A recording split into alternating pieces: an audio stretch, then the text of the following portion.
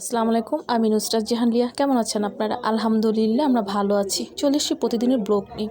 আমার রান্নাগুলো সবসময় সিম্পল হয়, কিন্তু একটু চেষ্টা করি ইউনিক কিংবা স্পেশালভাবে করতে। আজকেও আমি একটা স্পেশাল বা ইউনিকভাবে নিয়ে আসছি। আসুন দেখাই, শেয়ার করছি আপনাদের সাথে। নিয়ে নিয়েছি মসুর ডাল। মসুর ডালটা আমি আগে থেকে ভিজিয়ে মধ্যে দিয়ে দিচ্ছি জিরে বাটা, রসুন বাটা, আদা বাটা, লবণ, ধনিয়া গুঁড়ি, হলুদের গুঁড়ি, দিয়ে দিচ্ছি গরম মশলার গুঁড়ি।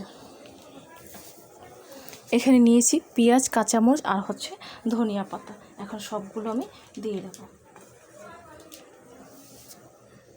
এখন সব কিছু আমি ভালো করে মাখিয়ে নেব।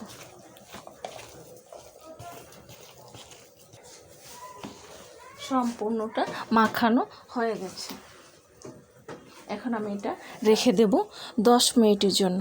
ফিরে আসব ঠিক 10 মিনিট পর। ফিরে আসছে 10 মিনিট পর। আসুন বাকি কাজটুকু দেখাই। চুলোতে বসিয়েছি প্যানের মধ্যে দিয়ে দিচ্ছি তেল। আমি তেলটা গরম হওয়া পর্যন্ত অপেক্ষা করব। তেলটা গরম হয়ে গেছে। এখন এইরকম করে দিয়ে দিচ্ছি, এইরকম গুল গুল করে দিয়ে দিচ্ছি। এইরকম গুল গুল করে সবগুলোকেই দিয়েছি।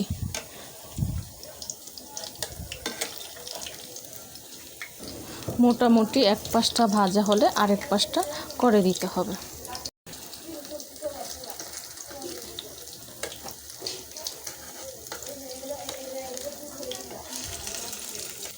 এই তো মোটামুটি এক পাশটা ভাজা হলে আমি আরেক পাশটা করে দিয়েছি।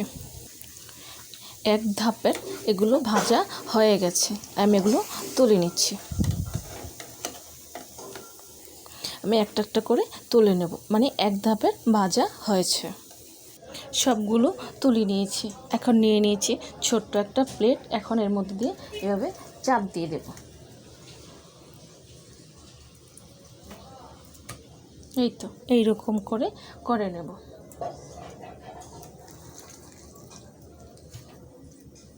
এই তো হয়ে গেছে। এইরকম করে সবগুলোকে করে নেব। এখন তেলের মধ্যে একটা একটা করে দিয়ে দিচ্ছি।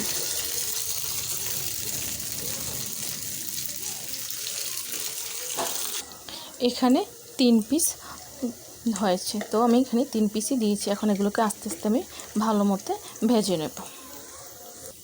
মোটামুটি এক পাশটা ভাজা হলে আরেক পাশটা করে দিতে হবে।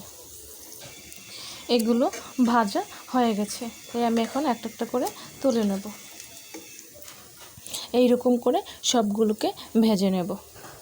তৈরি হয়ে গেছে মসুর ডালের চাপ। মসুর ডালের চাপটা একেবারেই রেডি। চাপ এটা এজন্য কারণ এটা বিশাল বড় বড় আকারের, দেখে মানে সামনাসামনি বোঝা যাচ্ছে না। আশা করি এইরকম করে মসুর ডালের চাপটা খেয়ে দেখবেন। গরুর মাংসর চাপ তো খেয়েছেন, মুরগির মাংসর চাপ তো খেয়েছেন, কখনো কি মসুর ডালের চাপ খেয়েছেন? না খেয়ে থাকলে আমার ভিডিওটা দেখে সাথে সাথেই ট্রাই করবেন। আশা করি আপনাদের খুব ভালো লাগবে। ভালো লাগলে আমাকে কমেন্টস করে জানাবেন, সাবস্ক্রাইব করে দেবেন, আমার পাশে থাকবেন আর আমাকে অনেক অনেক সাপোর্ট করবেন। আজ এই পর্যন্তই। সব ভালো থাকেন, সুস্থ থাকেন। আবার আসবো। আল্লাহ হাফেজ।